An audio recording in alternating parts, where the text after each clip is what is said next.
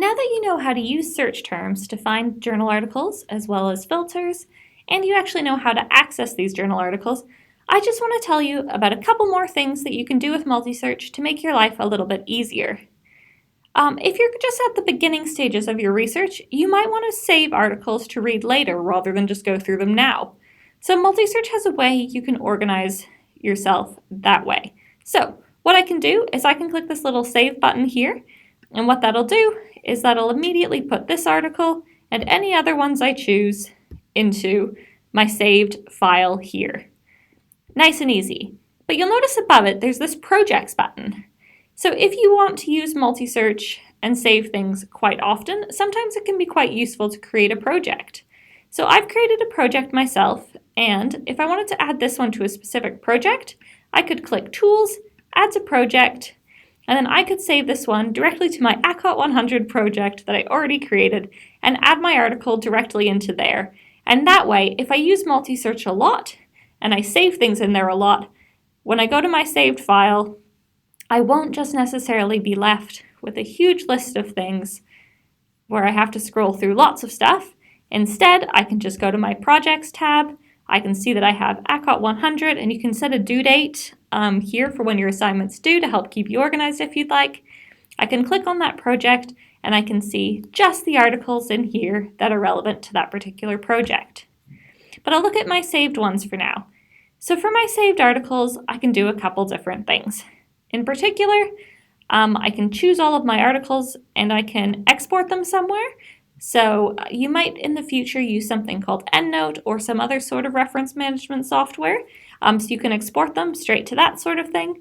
Or if you just kind of want a record of them, so you know that you've looked at them, you can go right beside it here to Downloads, and you can export them. And it's just going to be the information about them. So when it says metadata, it means the information about the article. You're not going to actually save the PDF of the article or anything to a PDF file or a Word file or anything like that, so you can look at it later. You also have the option here to look at past searches or things that you've viewed. So there's just a few options here, to be able to see different information about it. So I'm just going to go back a little bit now to our Multisearch search results and show you another cool thing that you can do here. So one thing that you're going to have to do a lot during your assignments and stuff like that is APA referencing. I know it's everybody's favorite part, but it's something that if you learn how to do it properly, you can get some easy marks for your assignments later on. But Multisearch can help with referencing. So if you click these three dots here for the tools, you'll notice there's an option here to click Cite. So if I click this Cite button, I have the option here to choose a style. And in this case, I'm going to choose APA 7 because that's what you're going to be using for all of your assignments.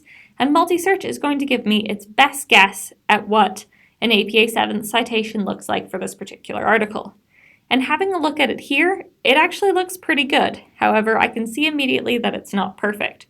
So APA can be really finicky about things like capital letters, for example, and in this case, this title should be in sentence case, which means you only capitalize the first word of a title, the subtitle, and any proper nouns.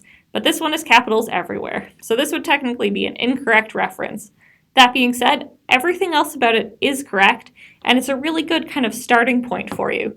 So this is something you can use, and then you can compare your citations that you get here to ones that you know are correct, and you can use that as a way to help you get started.